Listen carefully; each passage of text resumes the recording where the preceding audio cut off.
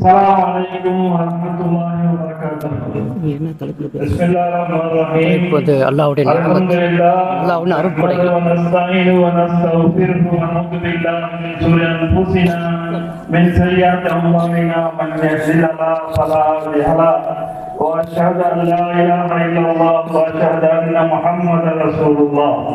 أما بعد அளவற்ற அல்லாஹ்வின் நிகரற்ற அன்புடனாகிய அல்லாஹ்வை போற்றி புகழ்ந்தவனாக நம் உயிரிலும் மேலான கண்மை நாயகம் முஹம்மது ரசூலுல்லாஹி ஸல்லல்லாஹு அலைஹி வஸல்லம் அவர்களின் துஆ பரக்கத்தாலும் இந்த சிறப்பான பயானில் என்னுடைய சிறிய கருத்துக்களை கூறலாம் என ஆசைப்படுகின்றேன். அல்ஹம்துலில்லாஹ். அல்லாஹ் தஆலா நம்மை இந்த உலகத்திற்கு படைத்து உலகத்தில் உள்ள எல்லா தேவைகளையும் அல்லாஹ் நமக்கு அளித்திருக்கின்றான். நாம் அல்லாஹ்வுடைய நியமத்துக்களை நாம் பயன்படுத்தி வருகின்றோம். நாம் அல்லாஹ்வை நினைக்கிறோம் என்றால் மிகவும் குறைவு. நாம் தொழுகைகளில் மிகவும் பாராமுகமாக இருக்கின்றோம்.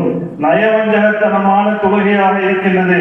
அந்த மாதிரி தொழுகக்கூடியவர்களுக்கு அல்லாஹ் சொல்கின்றான், உங்கள் தொழுகைகளை நாளைக்கு நான் மறுமையில் உங்களுடைய தொழுகை நேர்மையாக இருக்கின்றதா, அந்த தொழுகையில் என்னென்ன குறைகள் இருக்கின்றதோ அதையெல்லாம் சுட்டிக்காட்டி உங்களுடைய தொழுகைகளுக்கு கேடுதான் என்று அல்லாஹ் எச்சரிக்கின்றான் குர்ஆனிலே.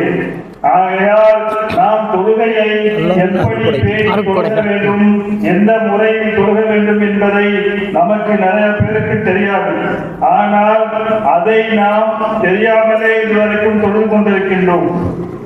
அந்த தொழுகையில் என்ன தவறு இருக்கின்றது என்பதை நாம் இமாம்களிடமும் ஆபீஸ்களிடையும் கேட்டு தெரிந்து கொள்ள வேண்டும். அடுத்ததாக குர்ஆன் ஓதுவதிலும் நாம் பெரிய தவறுகளை நாம் செய்து கொண்டிருக்கின்றோம். குர்ஆன் எப்படி ஓத வேண்டும், எந்த முறையில் ஓத வேண்டும் என்பதெல்லாம் நமக்கு தெரியாது.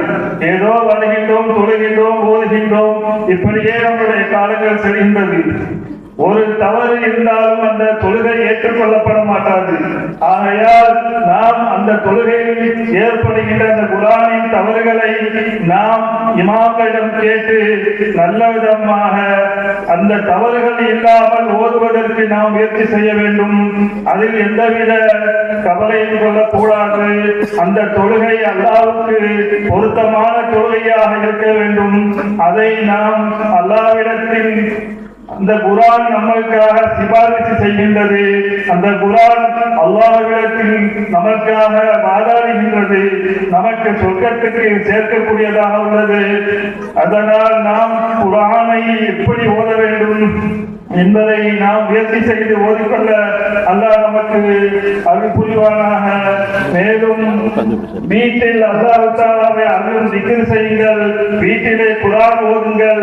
அல்லாஹ்வுடைய மலக்குமார்கள் வீட்டுக்கு வருவார்கள். வீட்டில் பரக்கத்தும் ரஹமத்தும் அல்லாஹ் தஆலா கூடிய உதவி செய்வான். மேலும் ஊரில் உள்ள பலா முசீபத்துகள் எல்லாம் அல்லாஹ் நீக்கி அல்லாஹ் ஆரோக்கியத்தையும் நீண்ட ஆயுளையும் அல்லாஹ் நாம் அனைவருக்கும் வழங்குவானாக. ஆமீன்.